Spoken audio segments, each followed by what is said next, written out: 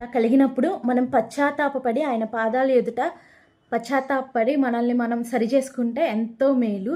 అయినప్పటికీ కూడా దేవుడు వాగ్దానం చేసిన వాడు నమ్మదగినవాడు. నువ్వు నా నామం దూషణ కారణంగా ఉంచావు కాబట్టి నేను నీకు కార్యం చేయను అనేవాడు కాదు. మనం నమ్మక ద్రోహులం అండి. దేవుడు చాలా నమ్మదగినవాడు.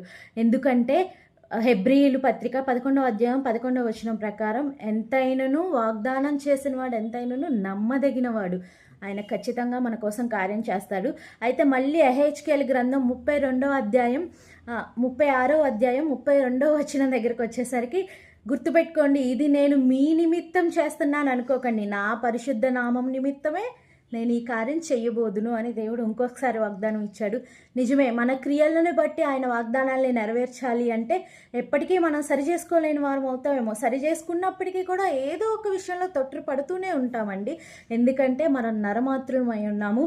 పడిపోయామా అన్న దగ్గర ఆగిపోకుండా తిరిగి ఆయన పాదాల చెంత చేరి పశ్చాత్తాపపడి మనము మారాలి అనే మనసు ఆయనకు చాలు. ఎందుకంటే మనలో మార్పు కలిగించేవాడు ఆయనే. ఆయన కార్యం, పరిశుద్ధాత్మ దేవుడు మనలో కార్యాన్ని ఖచ్చితంగా చేస్తాడు. అయితే మారాలి అన్న హృదయాన్ని మన నుంచి ఆశిస్తాడు. ఆ కోరికని మన నుంచి దేవుడు ఖచ్చితంగా ఆశిస్తాడు.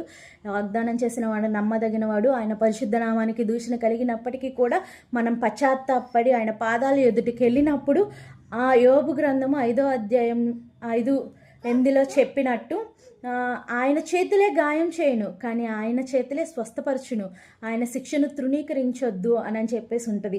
ఒకవేళ మనం చేసిన కార్యాలను బట్టి ఆయన మనల్ని శిక్షించినప్పటికీ కూడా మనము విసుగు కొనక ఆ శిక్షని గద్దింపుని స్వీకరించి మనం నిలబడినప్పుడు ఆయనే గాయం చేస్తాడు. ఆయనే మన గాయాలని కడతాడు.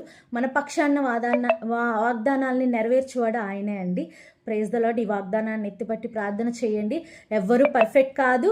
దేవుడి దగ్గర మనం అందరం నేర్చుకునే వాళ్ళమే. నేర్చుకుందాము. ఆమేన్. దేవునికి మహిమ కలుగును గాక. ప్రైజ్ ద లార్డ్ అందరికీ.